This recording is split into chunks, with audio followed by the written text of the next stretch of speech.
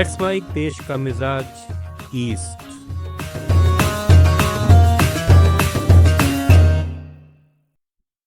नमस्कार। Let's mic देश का मिजाज और खबरें ईस्ट से। केंद्रीय गृह मंत्री अमित शाह ने आज पश्चिम बंगाल के बीरभूम में एक जनसभा को संबोधित करते हुए कहा है कि भाजपा को सरकार बनाने का एक मौका दीजिए। हम इन सिंडिकेट संचालकों को सबक सिखाएंगे। यहाँ हर योजना, बढ़ती तबादलों, नियुक्तियों, रेत और कोयले में कमीशन और भ्रष्टाचार है। पूरा कमीशन सिस्टम ममता बनर्जी और उसके भतीजे द्वारा चलाया जा रहा है। 5 मई के बाद भारतीय जनता पार्टी बंगाल के कमीशन और सिंडिकेट सिस्टम को खत्म करने के लिए काम करेगी।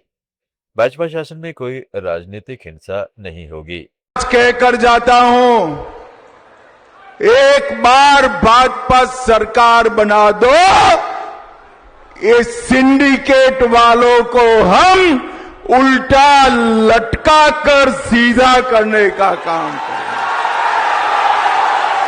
वहीं पश्चिमी वर्धमान में एआईएमआईएम अध्यक्ष असदुद्दीन ओवैसी ने हुमायूं कबीर की आम जनता उन्नयन पार्टी से गठबंधन टूटने पर कहा है कि हम सिर्फ जनता की आवाज हैं और हम कभी यह बर्दाश्त नहीं करेंगे कि कोई बंगाल की जनता की निष्ठा पर सवाल उठाए। हमारा लक्ष्य सिर्फ एक है, बंगाल में मुसलमानों का राजनीतिक नेतृत्व बने, तभी न्याय हो सकता है, अन्यथा हम अधीन ही रहेंगे। इसलिए हम चुनाव लड़ रहे हैं। मैं यहाँ अपनी पार्टी के चुनाव अभियान का हिस्सा बनने आया हूँ। उनकी भी टीम है।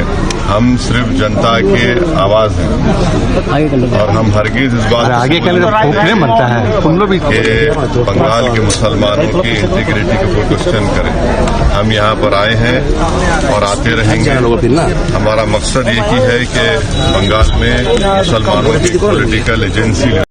एनआईए ने पश्चिम बंगाल के मालदा में मोथाबारी ग्राम पंचायत में इंडियन सेकुलर फ्रंट के पंचायत सदस्य गोलम रब्बानी को गिरफ्तार किया है। रब्बानी पर मोथाबारी में एसआईआर प्रक्रिया में शामिल न्यायिक अधिकारियों को बंधक बनाने और परेशान करने का आरोप है।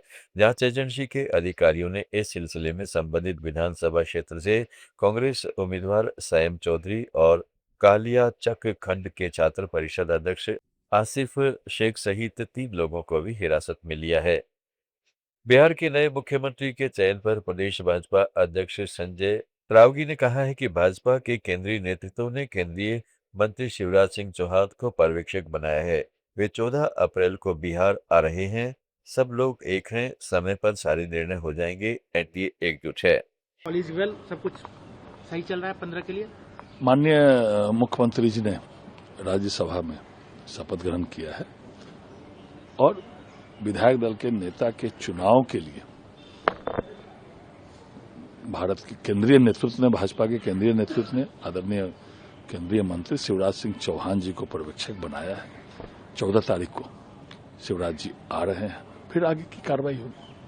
सर, एक लोग ओडिशा के पारादीप में मौसीमा मंदिर के पास कपिलजोर खाड़ी में हजारों मरी हुई मछलियां पाई गई। स्थानीय लोगों ने आरोप लगाया है कि मछलियों की मृत्यु का कारण पारादीप फास्फेट्स लिमिटेड के उर्वरक संयंत्र से निकलने वाले दूषित पदार्थों का जल निकाय में छोड़ा जाना है। उन्होंने कहा है कि कंपनी अपशिष्ट पदार्थों का निर्वहन कर रही है, जिससे खाड़ी में गंभीर प्रदूषण और जलीय जंतुओं को नुकसान पहुंच रहा है। घटना के बाद प्रदूषण नियंत्रण बोर्ड के अधिकारियों ने TTL प्रतिनिधियों के साथ खाड़ी का दौरा कर स्थिति का जायजा लिया। हालांकि संयंत्र के सूत्रों ने अम्लीय जल या दूषित पदार्थों की निकासी की संभावना से इनकार किया है।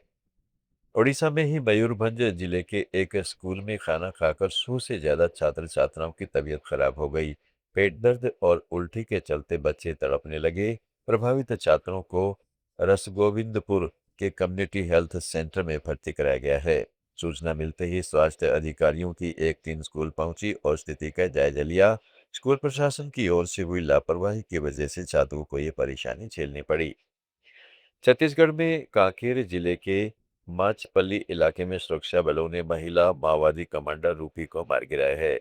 रूपी TKSZC के कुख्यात नक्सली नेता विजय रेड्डी की पत्नी थी, जिसे पिछले साल 2025 में मानपुर मोहल्ला में मुठभेड़ में ढेर किया गया था। रूपी एरिया कमेटी मेंबर रैंक की कमांडर थी और बस्तर में सक्रिय आखिरी तेलुगु मूल की महिला नक्सली थी। देश का मिजाज में फिलहाल इतना ही। जुड़े रहिएगा लेट्स माइक के साथ।